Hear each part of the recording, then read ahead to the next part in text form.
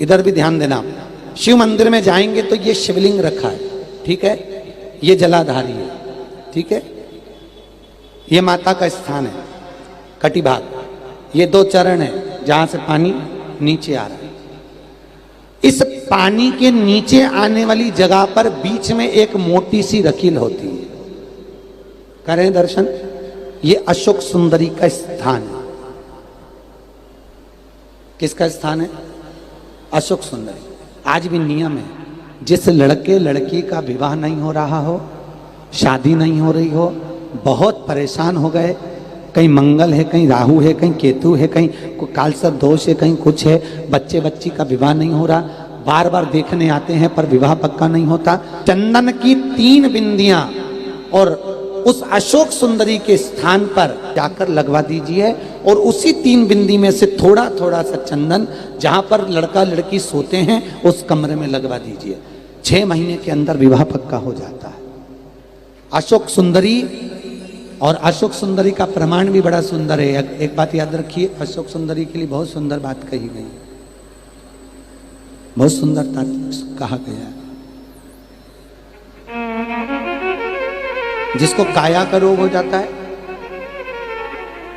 काया सफेद हो जाती है या चमड़ी सफेद पड़ने लगती है या काली पड़ने लगती है या नेत्रों के नीचे कालापन आ जाता है, उसके लिए भी अशोक सुंदरी का ही पूजन किया जाता है।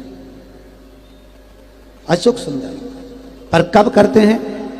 कहा सोमवार की अष्टमी पड़ने वाले दिन शंकर जी पे जल ना चढ़ा, नीचे लगाओ पात्र, और जहां अशोक सुंदरी वाली लाइन है, जिसकी आंखों में कालापन आ जाए, नेत्रों के नीचे कहीं सफेद चमड़ी पड़ जाए, कहीं चर्म रोग हो जाए और कहीं फुल्कियां शरीर की निकलने लगे, कहीं कोई भी शरीर का चर्म रोग हो, उसमें अशोक सुंदरी वाली जगह पर दूध और जल दोनों को चढ़ाया जाता है।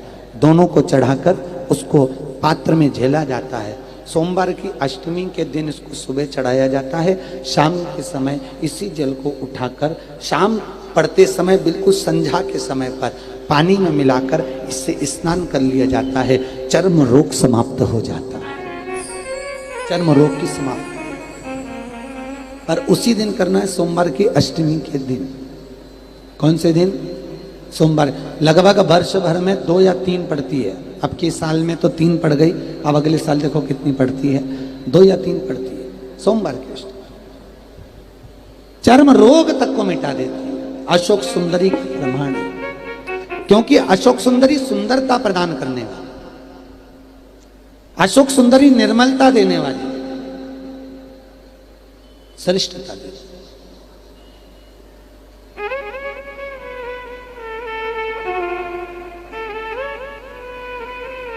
जो ब्याज बट्टे का काम करते हैं ना, उधारी पैसा दे देते हैं और पैसा नहीं आता, या दुकान पे से पैसा उधार देना है, उनको विशेष ध्यान रखना चाहिए अशोक सुंदरी का। बहुत अशोक सुंदरी का बिल्कुल ध्यान रखना चाहिए।